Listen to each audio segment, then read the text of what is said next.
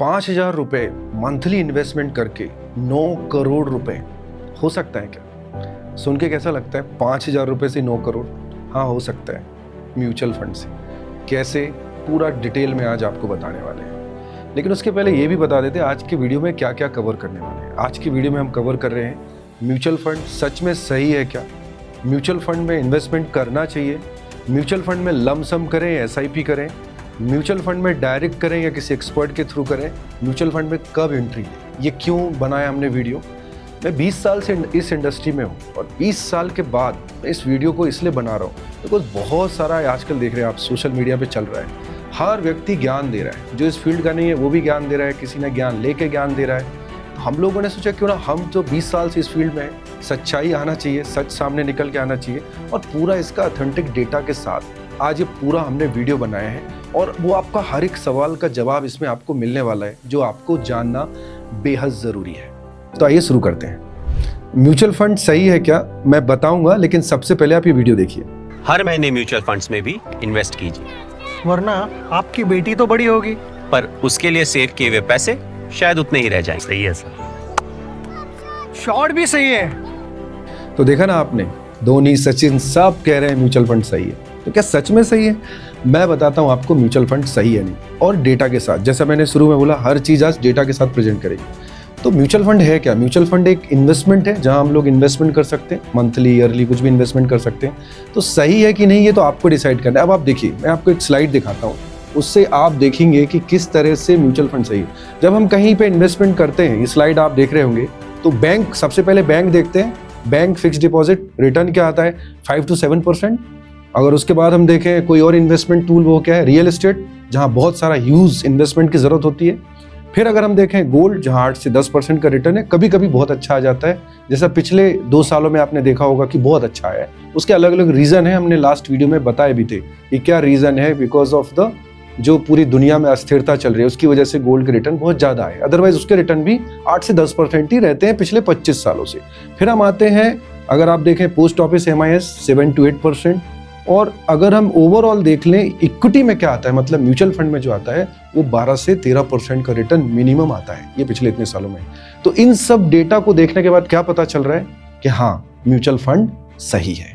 अब एक और सवाल है जो सभी लोगों के पास आता है, मेरे पास भी बहुत सारे वीडियो हैं, बहुत सारे कई बार क्वेश्चंस भी रहते हैं कि म्यूचुअल फंड में डायरेक्ट करूं या किसी एक्सपर्ट के थ्रू, मींस रेगुलर। अगर आप डायरेक्ट करते हैं तो ये होता है, अगर आप रेगुलर करते हैं तो ये होता है। एक ने तो ये बोल दिया कि 5 से 6 करोड़ का डिफरेंस होता है।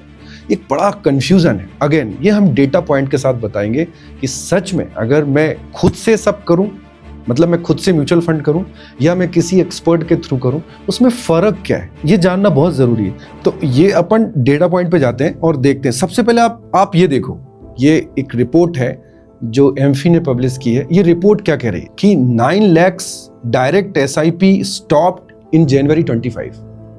मतलब क्या है? 9 लाख डायरेक्ट SIP, मतलब जो डायरेक्ट खुद से कर रहे थे उन्होंने अपनी SIP बंद कर दी है। और उसकी वजह क्या रही है? उसकी वजह बड़ी अच्छी रही है, आप समझिए क्या रही है। उसकी वजह रही है इमोशनल डिसीजन था वो। मैं आपको पढ़ के सुनाता हूं इसमें क्या है। Investing is 80% behaviour and 20% knowledge. मतलब बिहेवियर है 80%, नॉलेज तो सिर्फ 20% चाहिए, तो बिहेवियर कैसे आएगा? तो ये रिपोर्ट पढ़ने के बाद आपको क्या समझ में आ रहा है? जो डायरेक्ट कर रहे थे, ऐसा नहीं कि उनको पता नहीं था कि ये करना चाहिए, मार्केट वापस नहीं आएगा, सब कुछ पता था।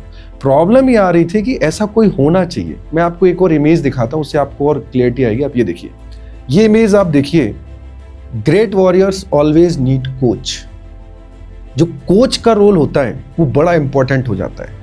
अलग अलग चीजें आपको दिखाई जाती हैं, बताई जाती हैं, लेकिन जैसा मैंने आपको ये डेटा दिखाया, ये 9 लाख SIP तो लोगों ने बंद कर दी सिर्फ इसलिए क्योंकि वो डायरेक्ट कर रहे थे। और जब उन्होंने देखा मार्केट का डाउनफॉल है तो उस समय उन्होंने उन SIP को बंद कर दिया। अब सवाल ये उठता है कि ये ऐसा क्यों होता है? तो क्या रेगुलर जो कर रहे थे, मतलब किसी एक्सपर्ट के थ्रू कर रहे थे, उसका डेटा क्या कहता है? उसका डेटा ये कहता है कि करीब 93% लोग जो किसी एक्सपर्ट के थ्रू कर रहे थे, मींस रेगुलर कर रहे थे, वो कंटिन्यू रहा। तो ये आप समझिए, एक तो इमोशनल डिसीजन हो गया, एक बिहेवियर हो गया। अब लेकिन एक और अंतर है, लोग एक और चीज बोलेंगे, नहीं नहीं नहीं वो सब ठीक है, वो रिटर्न पे बहुत फर्क पड़ता है। अब मैं आपको रिटर्न भी दिखाता हूं। रिटर्न मैं आपको बता रहा हूँ कि अगर कोई बंदा है, कोई व्यक्ति है जिसने 5 साल के लिए इन्वेस्टमेंट किया है, तो रेगुलर प्लान में उसको रिटर्न आया है 21.22%, आप देखिए, और डायरेक्ट में आया है 22.53। ये डिफरेंस है।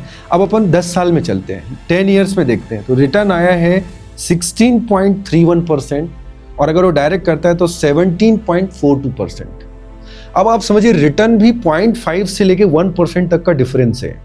और ये डिफरेंस क्यों है? क्योंकि हम एक फंड मैनेजमेंट एक एक्सपेंस रेशियो थोड़ा ज़्यादा है, और वो ज़्यादा क्यों है? क्योंकि हम किसी से सर्विस ले रहे हैं। ये डेटा क्या बताता है कि रिटर्न में भी ज़्यादा इम्पैक्ट नहीं है लॉन्ग टर्म में। आप सबसे पहले देखिए कि लोगों ने तो जो खुद से किए थे, उन्होंने तो 9 लाख लोगों ने SIP बंद कर दी। उनको रिटर्न आएगा कैसे? एमफी का एक डेटा कहता है कि करीब 73% लोग 3 साल के पहले ही अपनी SIP बंद कर देते हैं, जो खुद से करते हैं। तो जो रिटर्न अगले 20 साल का कैलकुलेट कर देते हैं कि डायरेक्ट अगर करता हूं और रेगुलर करता हूं, तो 20 साल का जो डिफरेंस लोग आपको बता देते हैं, 20 साल चलना तो चाहिए। डेटा तो कुछ और बोल रहा है, और डेटा बोल रहा है अगर चल भी गया तो 0.5 से 1% तक का डिफरेंस है। ये तो ऐसा हो गया कि अगर किसी व्यक्ति है और उनके घर में कोई ड्राइवर है, वो ड्राइवर रखते हैं, और सपोज उनका 20,000 मंथली सैलरी है, उनको कोई बोले आप ये 20,000 रुपये जो है ना आप म्यूचुअल फंड में इन्वेस्टमेंट करो, और अगर आप ये म्यूचुअल फंड में इन्वेस्टमेंट करते हो ना तो आपको 15 साल के बाद तो 2 करोड़ रुपए मिल जाएगा। तो आपने ड्राइवर को क्यों दिया? ये 2 करोड़ रुपए मिल जाते। सच में ऐसा है। ड्राइवर का अपना रोल है, वो 2 करोड़ रुपए के बदले मैंने वहां पे अपना काम किया है, वो मुझे सही जगह ले गया है। तो ये इलॉजिकल चीजें हैं। तो ये थोड़ा सा पॉइंट देखने की बात है, आपके पास कैसा समय है, आप कैसे चीजों को लेते हैं।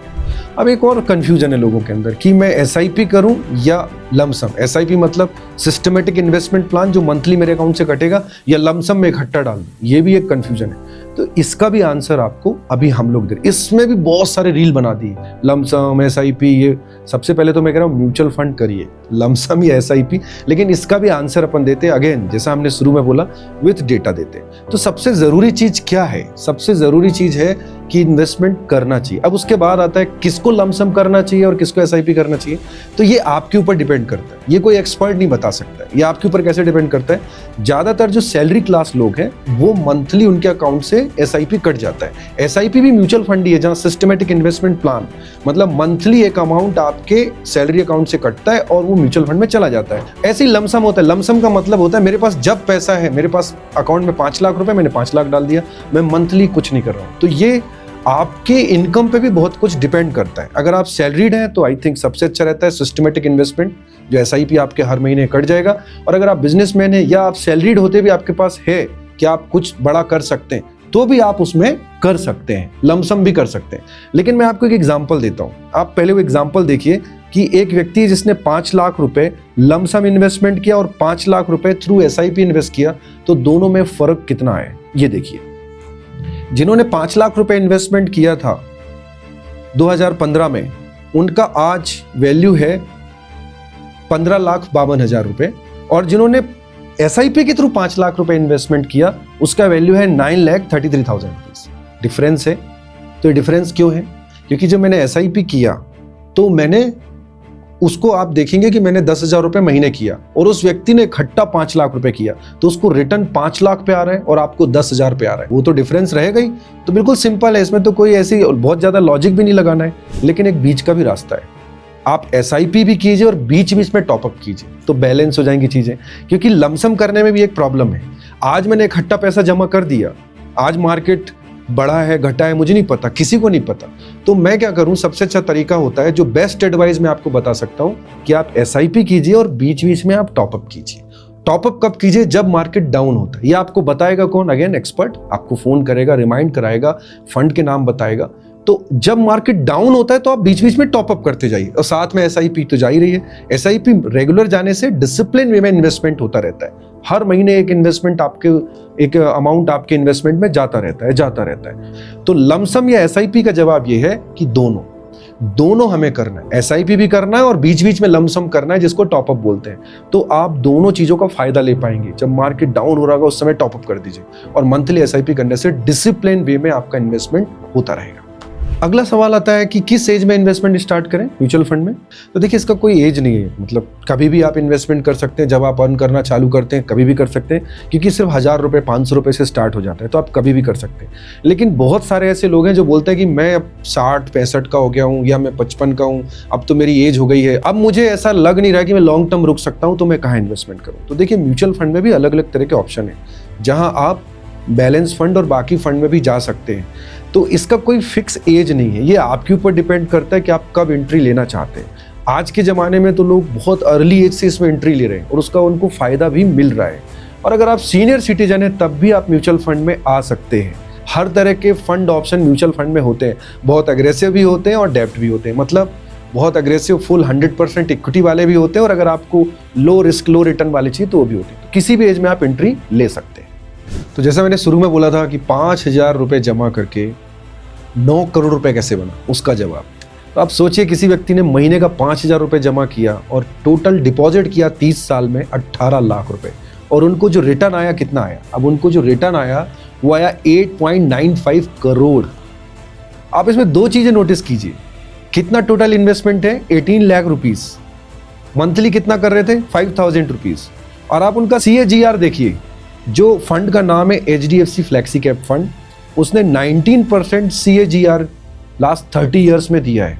अब आप सोच के देखिए, अगर किसी व्यक्ति ने 30 साल पहले सिर्फ 5000 का SIP स्टार्ट किया होता, सिर्फ 5000 का, और उसने कंसिस्टेंसी के साथ डिसिप्लिन वे में 30 साल रेगुलर किया होता, तो उनका टोटल डिपॉजिट तो सिर्फ 18 लाख ही है, और उनको जो टोटल रिटर्न हो रहा है, जो टोटल रिटर्न है वो 8.95 करोड़ रुपए हो रहा है, मतलब अप्रॉक्स 9 करोड़ रुपए HDFC फ्लेक्सी कैप में।